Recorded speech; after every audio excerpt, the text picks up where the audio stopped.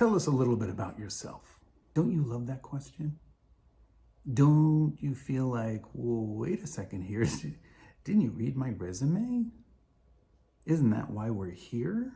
Doesn't it make you kind of feel like, well, did you do your job? Because that just sounds like a lazy way to start off a conversation and break the ice and sort of get you up to speed as to, oh yeah, I'm with this one.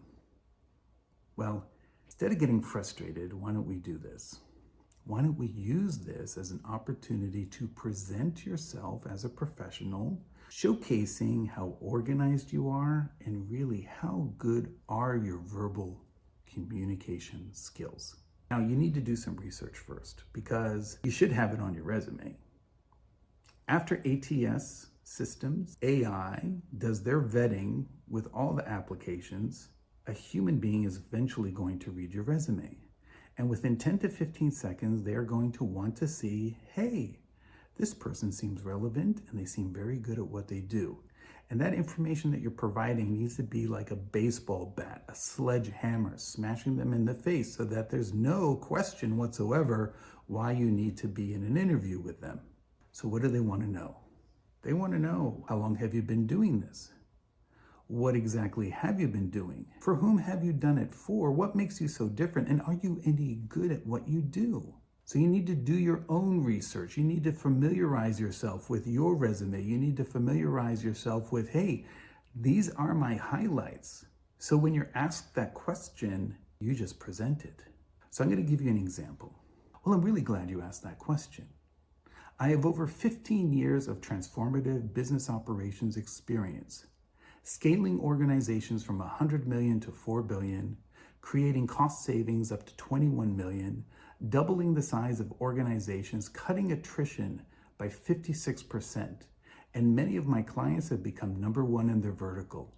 The industries that I've worked in have been Big Four, Fortune 500, big tech, as well as nonprofit, startups, and PE-backed organizations. Now, if you noticed, it wasn't long, but it was organized and it hit everything. Not only how long have I been doing this, what exactly have I been doing, for whom have I done it for, and I gave some impact metrics to really show the impact of what I've done. So that just might hit it, maybe even out of the park. And that's the kind of sledgehammer, baseball bat, cricket bat you need when asked a question like that. Because you want to keep it short and concise, but still pretty solid and pretty strong. And in this way, they get the information, but you don't want to go on like with a long story. Like I will ask a question sometimes as easy as, hey, what time is it? And I will hear the whole history of the clock, and 5 minutes later, still wondering what the heck time it is. So you want to be direct and at the same time informative. And then when you're done, after giving your short answer, you want to wait and you want to listen. Because other than providing information, you are also now hitting that ball over to their side of the court and you want to see, well, are they going to ask for more detail or are they going to move on to the next question? And after a couple of questions, you're going to see exactly what their style is. Now, it's very important because if you like this job, you want this job, and you feel like, hey, I could really make an impact here, but they're not asking me something that I think is really relevant. There is no harm, no foul towards the end of the interview to say, you know, I think this could be a great opportunity and fit between myself and the name of the organization. Because when I was at, name another organization, I also worked on A, B, and C. Again, you got to keep it short. But that might be the one thing that they all of a sudden go, whoa, we didn't think about that, because then otherwise we should have asked a question about it. But in this way, you got some information across the line that they weren't even asking for that could be pertinent to the role you're going to possibly get hired for. And that could be the difference maker. So no matter what kind of question they ask, don't let your inner mind, your inner voice start going, wow, that was a stupid question, and why the heck did they ask that? And didn't they read my resume or anything? Just leave that judgment out and use every single question as an opportunity to share with them a short clip answer that really hits the mark. And again, listen, Because oftentimes in interviews, candidates have a tendency to be asked a question and they just give everything. The floodgates open, the kitchen sink, and so forth, and they just talk, but they don't listen. And when you take your time, you sound more like a leader. Because think about it.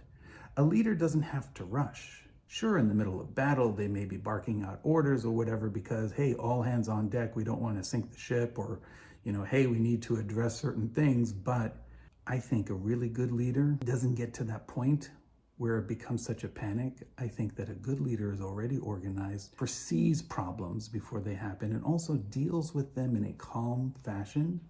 And in that way, they understand that the orders that they're giving, the directions that they're giving, are clear, concise, and understandable, and also performable. A follower is someone who's running around like crazy. So when you're in an interview, sound more like a leader, even if you've never been a leader, never had a title of being a leader, but you're going to show them, I have the makings of being a leader, because I may be taking this job now, but if I'm going to stay with this organization, I want to see some growth. Not something you mention. You're just displaying it. You're showing it. And there's a difference between saying something and showing something. You can say whatever you want. I've heard salespeople say, I'm really great at sales, but they never show any metrics in their resume. They never share any metrics in the conversation to really demonstrate how good a salesperson they are. So when you show up, think about, hey, how do I want to show up and what do I want to show them as to who I am? Nothing cocky, nothing arrogant. You want to be nice and pleasant, easy to work with, a team partner, enthusiastic, smile. You're having a good day.